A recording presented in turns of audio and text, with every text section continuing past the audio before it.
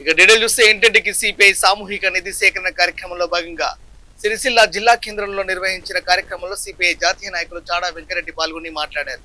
ఈ సందర్భంగా ఆయన మాట్లాడుతూ సిపిఐ పార్టీ ఆవిర్భవించి 100 ఏళ్లు అవుతున్న సందర్భంగా దేశవ్యాప్తంగా ఇంటింటికి సిపిఐ ప్రజల వద్దకే సిపిఐ అనే కార్యాచరణతో నిధి సేకరణ కోసం ఏప్రిల్ 1వ తేదీ నుండి 10వ తేదీ వరకు ఏర్పాటు చేయడం జరిగిందని, అందులో భాగంగా అన్ని జిల్లాల్లో నిధి సేకరణ కార్యక్రమం జరుగుతుందని చాడా వెంకటరెడ్డి అన్నారు.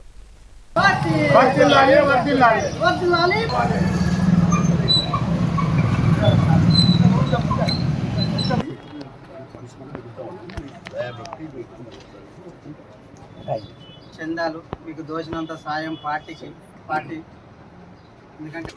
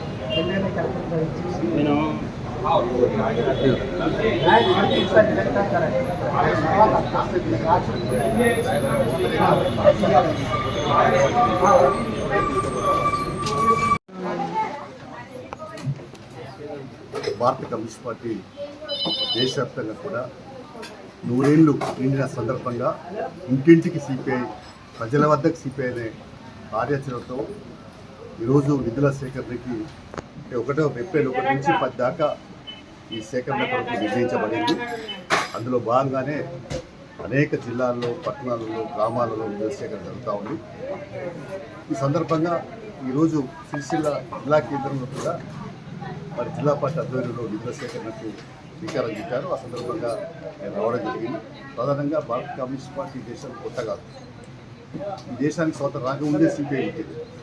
శ్రమశక్తి దోపిడీకి వ్యతిరేకంగా కార్మికులకు, కూలీలకు, ఎస్సీ, బీసీ, బలహీన వర్గాలకు ఆశాజ్యోతిగా, ఆకాంక్ష జ్యోతిగా శ్రమకు తగ్గ ఫలితం రావాలని కార్మిక హక్కులకు కొరకై ఉద్యమించి పోరాడి అనేక హక్కులు ఏఐటీ అధ్యయనం సాధించిన ఏఐటీ సభ్యులు సాధించిన పరిస్థితి. రైతు సంఘాలు, వ్యవసాయ కార్మిక సంఘాలు, వృత్తి సంఘాలన్నీ కూడా ఏఎస్, విద్యార్థి, యువజన, మహిళా సంఘాలు ప్రజల సమస్యల కొరకు నిరంతరం ఇచ్చేశాయి. స్వాతంత్ర పోరాటం ఒక ప్రధాన పాత్ర పోషించి స్వాతంత్రం వచ్చి కూడా ఇంకా మౌలిక సదుపాయాలు అందుబాటు లేవని, విద్య అందరికీ అందుబాటు లేదని, వైద్యం అందుబాటు లేదని, అలాగే ఉపాధి అవకాశాలు లేవని, సంపద కొద్దిమంది చేతులకు కేంద్రీకృతం అవుతుందని చెప్పి ఈ అంశాలపైన సిపిఐ నిరంతరం పోరాడుతుంది. నిన్న మొన్న చూస్తూ ఉంటే ఒక 5-6 చేతుల్లోనే దాదాపుగా ఈ దేశంలో ఉండేటువంటి సంపద 50-60 లక్షల కోట్ల రూపాయలు కేంద్రీకృతం అయిందంటే మన దేశానికి 1,60,000 160 లక్షల కోట్ల అప్పు ఉందని. కానీ పెట్టుబడిదారు చేతిలో వాళ్ళకు ఒక్కొక్క చేతిలో 10 లక్షల పై